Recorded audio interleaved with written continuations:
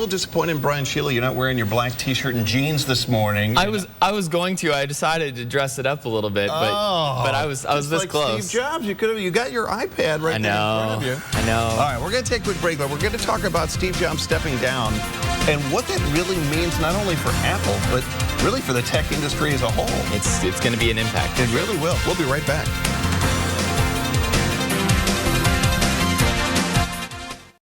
Brian Sheila joins us this morning. Kind of a sad day, really, if you think about it. I shed a small tear yesterday when I heard the news. Yeah, Steve Jobs stepping down as the CEO of Apple. He had been on medical leave and battling a lot of health issues for several months now. Yeah, well, even several years. Back in 2004, he had pancreatic cancer. Back in 2009, he had a liver transplant. And so it's been a while coming now that he's been having health troubles. But I couldn't, maybe Rupert Murdoch with Fox Corp, but I couldn't think of another company where it's so identified with the CEO as Steve Jobs is to Apple. How is this going to affect the company?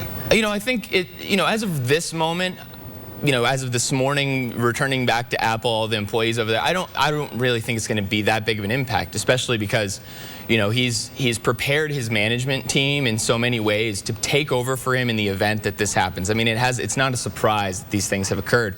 At the end of the day, there's much more to Apple than just one individual.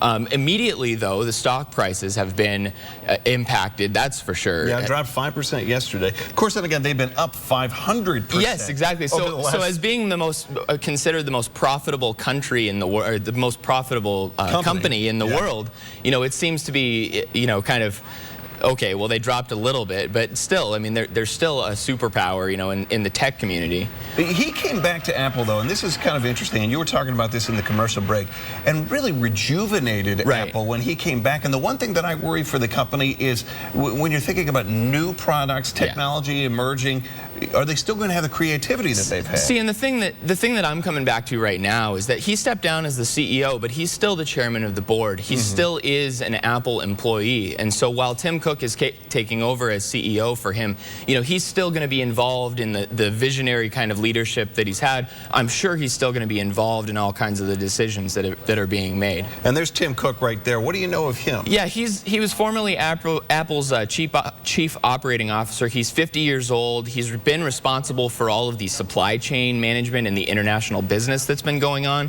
He's been with Apple for about 13 years, and he's taken over for Steve Jobs twice since he's been out on medical leave. So he's had experience being in Jobs' position.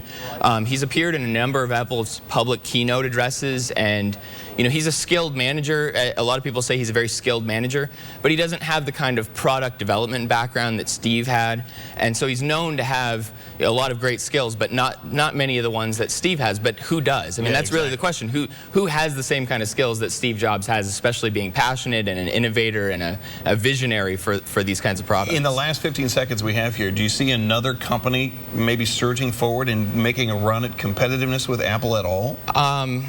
I hope not. I mean, you're asking the wrong person because I'm the Mac geek here, but I hope not. I think Apple's really still going to stand strong, especially with the number of products that are coming down the line: the iPhone 5, the iPad 3, and countless other products that are coming out. I mean, come on, Steve Jobs was the one who basically brought the mouse, the computer mouse, to the world. Yeah. I mean, he's been around for a long time, and I think his influence is going to carry Apple through for quite a while. All right, Brian, thank you very much. We're going to take a quick break. We'll be back right after this.